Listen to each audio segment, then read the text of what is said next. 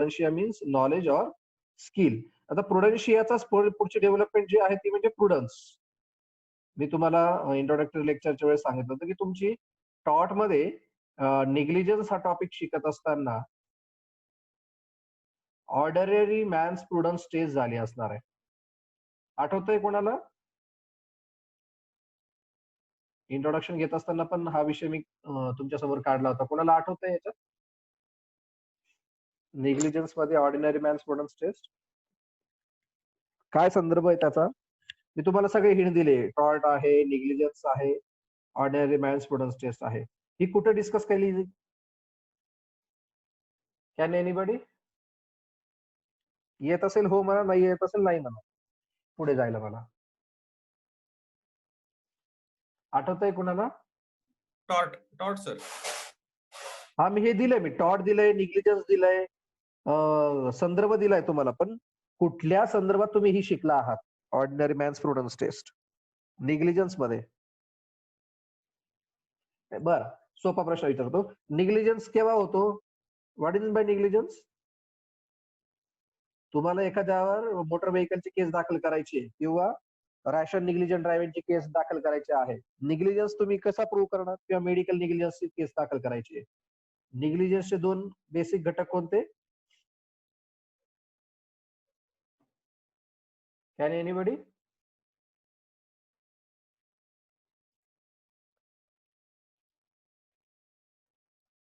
जितकं शक्य आहे तितकं बोलत चला. Okay,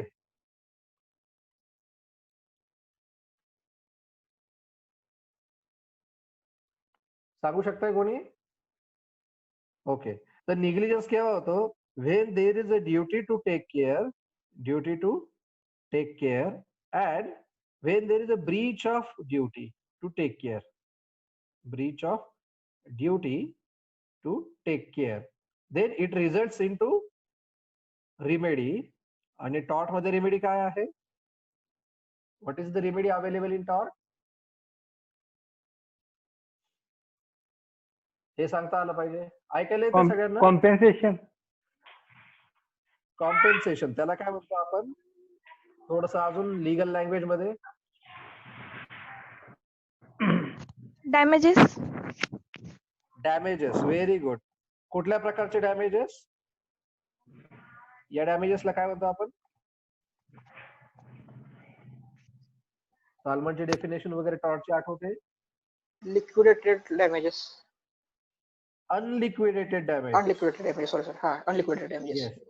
Unliquidated damages is the remedy available in a tort, that is in negligence. मग ड्युटी टू टेक केअर ही आहे. म्हणजे एका माणसाने किती काळजी घेतली पाहिजे? एक माणसाने किती काळजी घेतली पाहिजे असा प्रश्न विचारा. म्यूट करा बाकीच्यांनी आपले साऊंड. एका माणसाने किती काळजी घेतली पाहिजे असा प्रश्न कोर्टासमोर आला.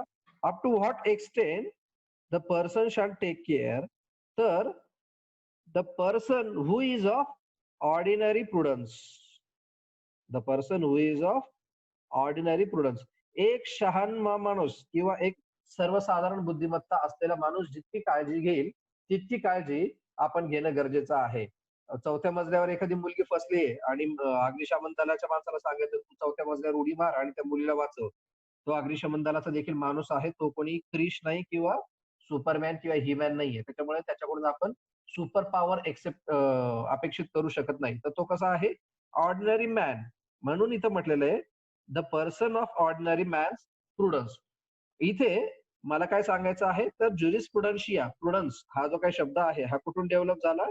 तर हा शब्द या प्रुडन्शिया पासून आला आणि म्हणून ज्युरिस्प्रुडन्स. येस, तर ज्युरिस्प्रुडन्शिया म्हणजे knowledge of a law or a skill of law. मग कोणाकोणाला नॉलेज असतं लॉचं? तर कोणीही व्यक्ती, every person who has ordinary prudence. असा कोणताही सर्वसामान्य माणूस ज्याची बुद्धिमत्ता जागेवर आहे, जो वेडा नाहीये, जो ल्युनॅटिक नाहीये किंवा जो अजूनही माणसात आहे, तो सर्वसाधारण विचार करू शकतो, सचक विवेक बुद्धी ज्याची जागी आहे, त्याला म्हणायचं पर्सन ऑफ ऑर्डिनरी प्रुडन्स. मग हा व्यक्ती ज्यावेळी लॉच्या संदर्भातला, लिगल फील्ड संदर्भातला ज्यावेळी विचार करतो त्यावेळी त्याला म्हणायचं ज्युरिस्प्रुडन्स किंवा त्या व्यक्तीला आपण ज्युरिस्ट असं म्हणू शकतो. त्या व्यक्तीला आपण ज्युरिस्ट असं म्हणू शकतो. मग आपल्यापैकी सगळेजण ज्यांना कोणाला अशी सर्वसाधारण बुद्धिमत्ता आहे, आता तुम्ही 4th इयरला आलात, 2nd इयरला आहात, तर तुम्ही देखील काय आहात, ज्युरिस्ट आहात. तुमच्यापैकी काही जण जास्त हुशार आहेत, सरांची मापं पण काढतात, त्याच्यामुळे ते जास्त मोठे ज्युरिस्ट. अजून काही जण प्राचार्यांची मापं काढतात, ते अजून जास्त मोठे ज्युरिस्ट. काही जण थेट मोदीची, अब्दुल कलामांची, सगळ्यांची इज्जत काढतात, ते जास्त मोठे ज्युरिस्ट. उदाहरण म्हणून सांगतोय, सिरियसली घेऊ नका. तर ज्युरिस्ट म्हणजे काय, the person who has a skill of law. तर लॉचं काय असलं पाहिजे, स्किल. नुसतं नॉलेज असून उपयोग नाही, नॉलेज असणं एक भाग आहे, आणि स्किल म्हणजे काय, त्याचं प्रॅक्टिकल ऍप्लिकेशन जे आहे ते करता आलं पाहिजे, त्याचं ऍक्च्युअल इम्प्लिमेंटेशन करता आलं पाहिजे, त्याला म्हणायचं आपण स्किल. म्हणजे जे मग नॉलेज आणि सायन्स याच्यामधला फरक काय आहे, तर नॉलेज म्हणजे नुसती इन्फॉर्मेशन किंवा डाटा. नॉलेज म्हणजे काय, इन्फॉर्मेशन किंवा डाटा. हा डाटा किंवा इन्फॉर्मेशन, ज्ञान आणि विज्ञान असे दोन शब्द आपल्याकडे संस्कृतमध्ये किंवा मराठीत वापरले जातात. नॉलेज म्हणजे ज्ञान, ज्याला आपण माहिती किंवा इन्फॉर्मेशन असं म्हणतो. जसं गुगल इज अ इन्फॉर्मेशन, म्हणजे ती सर्च इंजिन आहे, but it is not a science. मग सायन्स काय आहे, त्या नॉलेजचा वापर करून ज्यावेळी आपण त्याचं प्रॅक्टिकल इम्प्लिमेंटेशन करतो, त्यावेळी त्याला म्हणायचं सायन्स किंवा विज्ञान.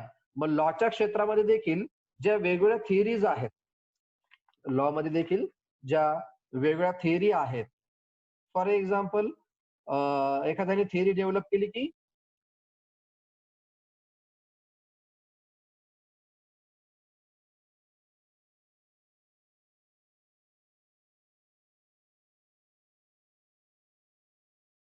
अबाउट एक्झिस्टन्स, म्हणजे एखाद्याच्या अस्तित्वाविषयी ज्यावेळी प्रश्न विचारला जातो की हे अस्तित्व का आहे, हे अस्तित्व नेमकं कशासाठी आलेलं आहे, कुठून आलेलं आहे, कोणी दिलेलं आहे, असे ज्यावेळी WH फॉर्मचे क्वेश्चन विचारले जातात, त्यावेळी त्या नॉलेजला म्हणायचं फिलॉसॉफी. ही फिलॉसॉफी ज्या थिअरीच्या माध्यमातून लोकांना समजवली जाते, त्यावेळी त्याला म्हणायचं थिअरी. आणि हे सगळं जेव्हा लॉच्या संदर्भात असेल, त्यावेळी त्याला म्हणायचं ज्युरिस्प्रुडन्स. मग पुढचा प्रश्न असा येतो, आपल्याला पुढच्या युनिटमध्ये बघायचं, what is by law.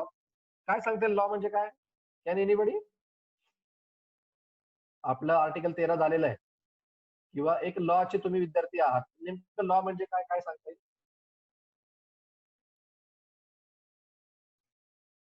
Yes, कोणीही पटापट उत्तर द्या, आपल्याला 50 मिनिटाचा लेक्चर नाही. थोडक्यात लॉ म्हणजे काय, रूल्स, रेग्युलेशन, बायलॉज, कस्टम्स आणि युसेजेस, या सगळ्यांना आपण काय म्हणतो, लॉ असं म्हणतो. मग कॉमन लँग्वेज मध्ये आपण त्याला पार्लमेंटरी लॉ असेल, ज्युडिशियल लॉ असेल, एक्झिक्युटिव्ह लॉ असेल, ते वेगवेगळे लॉज आहेत, ते आपण नंतर बघू. Basically rules and regulation. मग हे रूल्स अँड रेग्युलेशन कशासाठी असतात, टू रेग्युलेट काय रेग्युलेट करायचं लॉद्वारे आपल्याला, तर ह्युमन बिहेवियर. बिहेवियर रेग्युलेट करायचं आहे, कोणाचं, तर ह्युमनचं. कारण माणसांसाठी कायदे आहेत, जनावरांसाठी नाहीत. जे माणसं आहेत त्यांना बोललेलं समजतं, जनावरांना बोललेलं समजेलच असं नाही, सगळ्यांना नाही समजत. ते पाळलेले आहे, ट्रेनिंग दिले, त्यांना समजू शकतं. मात्र the object of law is to regulate the conduct of human behaviour, और we can say to provide protocol, किंवा ज्याला आपण सामान्य भाषेत नॉर्म्स असं म्हणतो. वेगवेगळ्या समाजाचे जे काही नॉर्म्स आहेत, फॉर एक्झाम्पल मंदिरामध्ये कसं वागायचं, बीचवर गेल्यावर कसं वागायचं, पार्टीमध्ये गेल्यावर कसं वागायचं, कॉलेजमध्ये गेल्यावर कसं वागायचं, एका विद्यार्थ्याकडून काय अपेक्षा असते, या सगळ्या गोष्टींना आपण काय म्हणतो, नॉर्म्स किंवा प्रोटोकॉल असतो. मग हे नॉर्म्स किंवा प्रोटोकॉल हे वेगवेगळ्या लोकांनी वेगवेगळ्या प्रकारे सांगितलेले, त्याला म्हणायचं थिअरी. आणि हे कशासाठी सगळे एकंदरीत, तर फिलॉसॉफी. काय फिलॉसॉफी आहे, टू रेग्युलेट ह्युमन बिहेवियर. तर ह्या सगळ्यांना थोडक्यात काय म्हणायचं, ज्युरिस्प्रुडन्स असं म्हणायचं. लक्षात येतंय, कळतंय का. आकाश किंवा कोणीतरी उत्तर द्या. ओके हो सर. सर, हो सर. इथपर्यंत कळालंय. हो. हा, ओके हो बिके नाही, कळतंय का. ओके, कळत असेल तर आता आपण पुढे जाऊया. इथपर्यंत कळालं असेल अशी अपेक्षा आहे.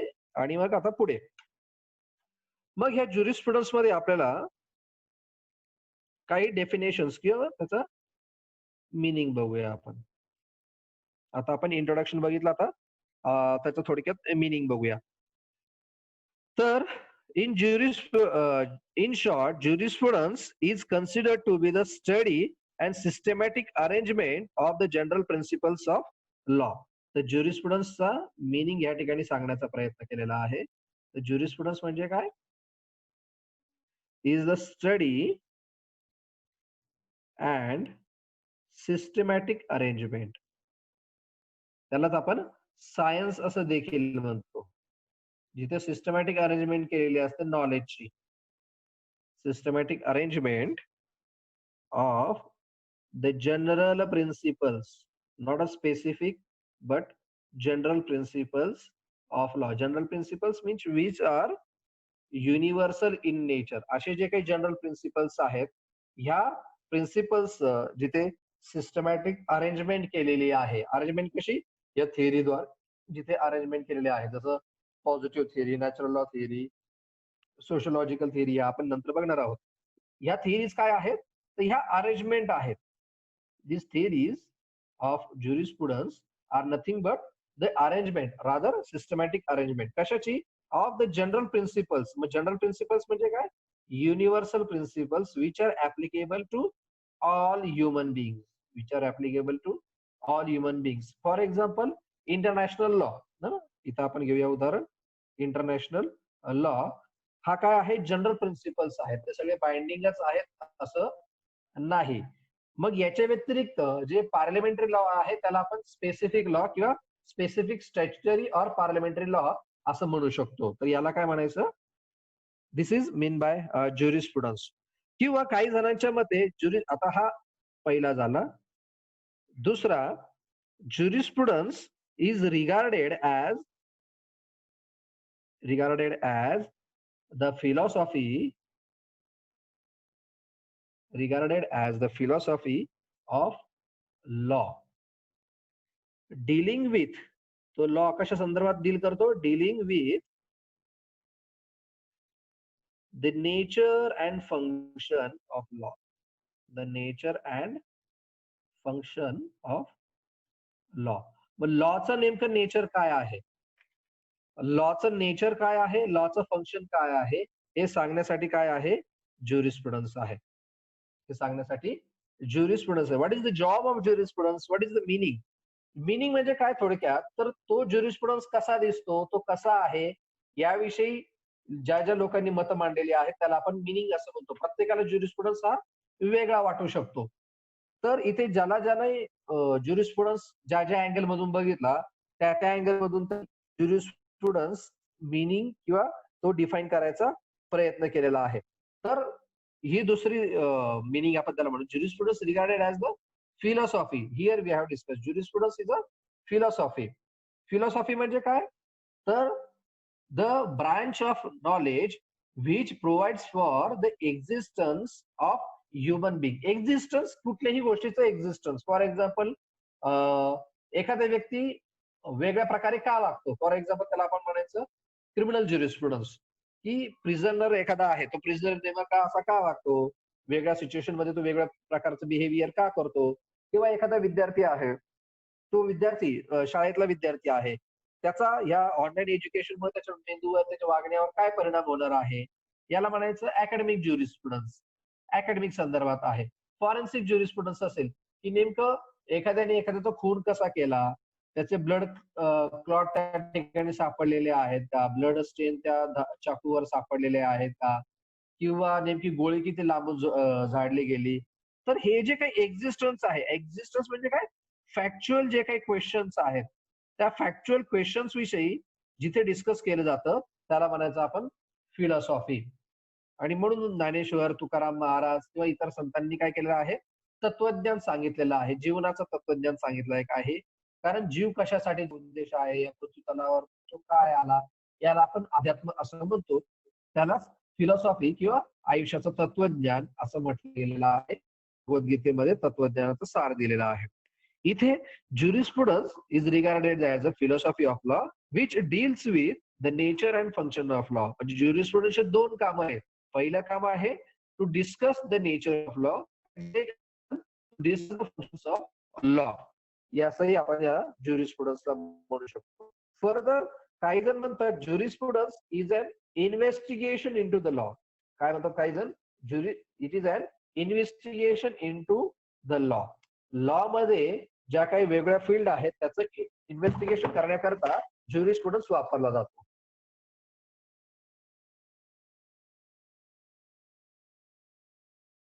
इन्व्हेस्टिगेशन कशा करता असतं?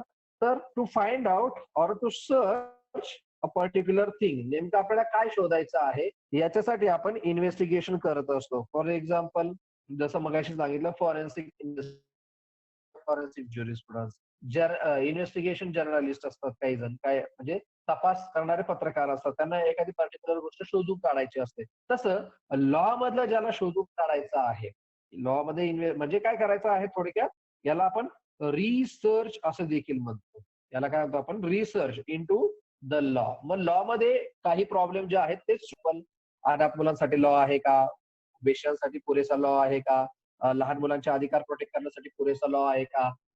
जो लॉ आहे तो योग्य आहे का? तो एफिशियंट आहेत का? या गोष्टींची जिथे चर्चा केली जाते, जिथे रिसर्च केला जातो, त्यावेळी त्याला आपण म्हणायचं ज्युरिस्प्रुडन्स. तर हे वेगवेगळ्या प्रकारचे ज्युरिस्प्रुडन्सचे मिनिंग आहेत. आणि एक जो जनरल मिनिंग आहे, जो सर्वसाधारण आहे, तो ज्युरिस्प्रुडन्स म्हणजे काय? It is knowledge or skill of law. हा त्याचा सर्वसामान्य अर्थ म्हणजे मिनिंग जर आपण बघितला, हा एक त्याचा sorry excuse me sir.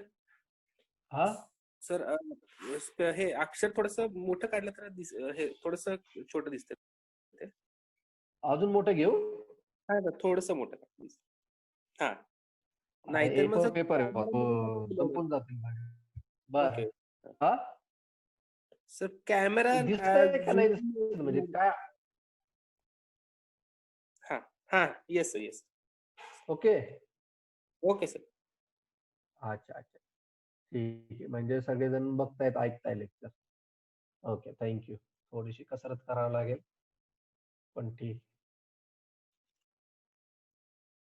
Okay तर आतापर्यंत मिनिंग तुम्हाला क्लिअर झाला का सगळ्यांना? Yes please reply. होय सर. हा मिनिंग आता ज्युरिस्प्रुडन्सचा मिनिंग आज आपण बघितला या ठिकाणी. किती वाजले? 24. ठीक आहे, अजून आपल्याकडे आहे 6-7 मिनिटं. त्यानंतर पुढे आपण बघणार आहोत डेफिनेशन्स ऑफ ज्युरिस्प्रुडन्स. डेफिनेशन्स ऑफ ज्युरिस्प्रुडन्स दिसतंय का रे?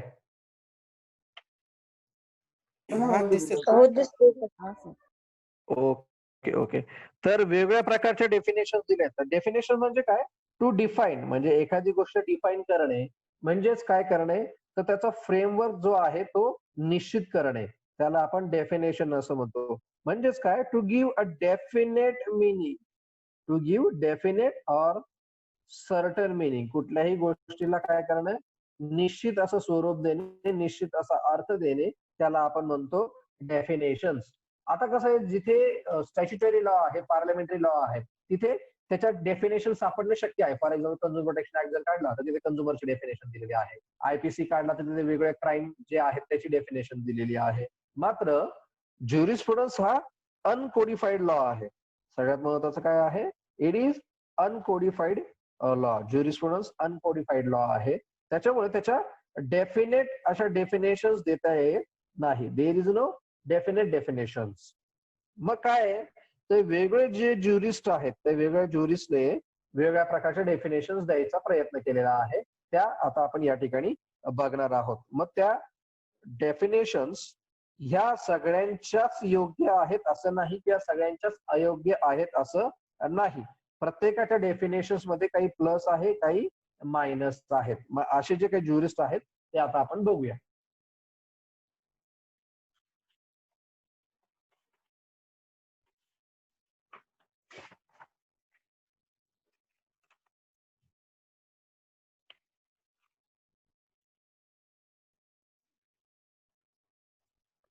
सर थोडा कॅमेरा वर घेताय का? अरे काहीच दिसत नाही. अरे अरे हो हो रे दादा, माणूस आहे मी, एका वेळी एक काम करतो ना.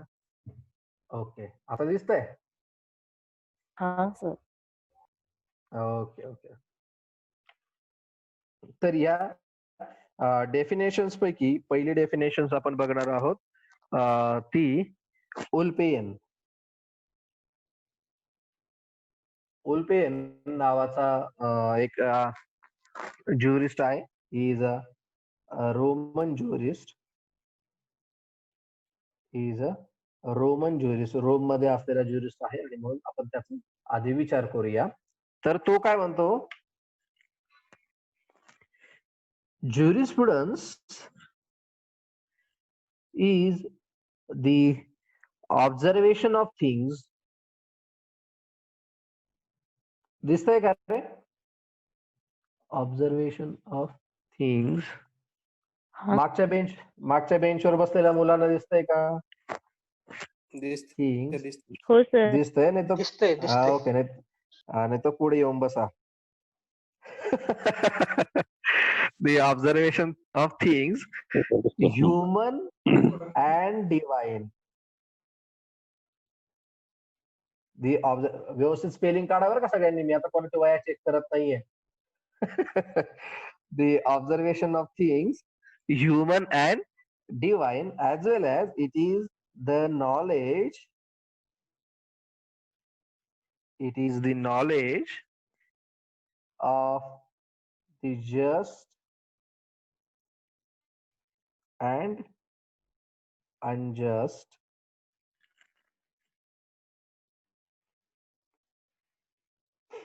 आता इथे उल्पियन काय म्हणतोय बघा. According to Ulpian, jurisprudence means the observation of things. Observation of things, कुठल्या कुठल्या things? Human and divine. Plus तो म्हणतोय it is the knowledge of just and unjust. तर हे त्याचे चंक पॉइंट आहे जे मी आता अंडरलाईन केले आहेत.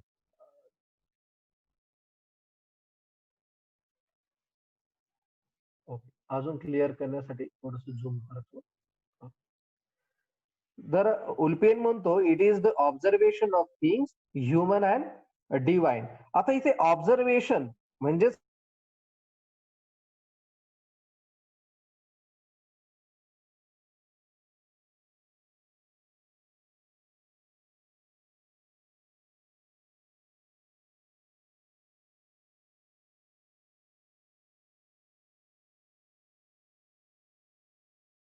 पाहणे.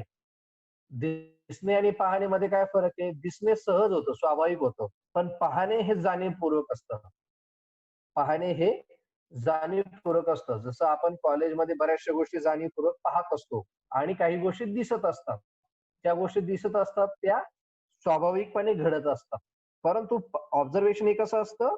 विथ सम पर्पज, किंवा त्याला आपण काय म्हणतो, डेलिबरेटली काही गोष्टी ऑब्झर्व करणे, काही गोष्टी पाहणे, याला म्हणायचं observation. Deliberate means with intention. ठीक आहे, मीटिंग संपत आली. आज ही डेफिनेशन बघूया, थांबूया. मग कुठल्या कुठल्या थिंग्स? तर ह्युमन अँड डिवाइन. ह्युमन म्हणजे काय? तर ज्या ह्युमन सोसायटी संदर्भात आहेत. मग मानव समाजामध्ये ज्या काही वेगवेगळ्या प्रकारच्या कस्टम्स आहेत, युसेजेस आहेत, ट्रॅडिशन्स आहेत, या सगळ्यांचं काय करायचं? एक बारीकीने ऑब्झर्वेशन करायचं की नेमकं याच्यामुळे फायदा होतोय की तोटा होतोय. आणि काही डिवाइन थिंग्स आहेत. डिवाइन थिंग्स म्हणजे फॉर एक्झाम्पल नॅचरल थिंग्स किंवा नेचर. सूर्य आपाप उगवतो, आपाप मावळतो, चंद्र आपाप 15 दिवसांनी छोटा होतो, झाड आपाप उगतं, आपाप मोठं होतं, फळं येतात, झाड मरतं, फळातून दुसरं झाड तयार होतं. तर ह्या कशा आहेत? त्याला म्हणतो नेचर सायकल. त्याला आपण म्हणतो नॅचरल सायकल. तर हे याला त्यांनी म्हटले it is a divine thing. याला कोणीही माणूस स्वतःहून प्रयत्न करत नाही, तर ह्या गोष्टी आपोआप होत असतात. तर ह्या दोन्ही गोष्टींचं मग ह्युमनचा परिणाम डिवाइन वर होत असतो आणि डिवाइनचा परिणाम ह्युमन वर पण होत असतो. माणसाचा परिणाम निसर्गावर होत असतो, हे आपल्याला मान्य करावं लागेल. मग त्याच्या वागण्यातून असेल, त्याच्या निसर्गाचा बेसुमार वापर करणं असेल त्याच्यातून असेल, किंवा divine for example natural calamity आहे, ड्रॉट आहे, फ्लड आहे, अर्थक्वेक आहे, याचा परिणाम मानवावर, मानव समाजावर होत असतो. याचं काय करायचं आहे? ऑब्झर्वेशन करायचं आहे आणि त्याच्यातून काही थिअरी डेव्हलप करायच्या आहेत. त्याच्यातून काही थिअरी डेव्हलप करायच्या आहेत. कशा संदर्भात? To regulate human behaviour. हे विसरायचं नाही. पहिले तुम्हाला जे सांगितलं ते. To regulate human behaviour. मग याला आपण पुढे म्हटलंय नॅचरल लॉ थिअरी. ही कशात तयार झाली? तर नॅचरल लॉ थिअरी मध्ये तयार झालेली आहे. त्याचबरोबर तो म्हणतो it is the knowledge, it is the knowledge of just and unjust, just and unjust. मग ह्युमन बिहेवियर जे आहे ते एकमेकांशी कसं आहे? जस्ट आहे की अनजस्ट आहे? जस्ट म्हणजे काय? तर whether it is a reasonable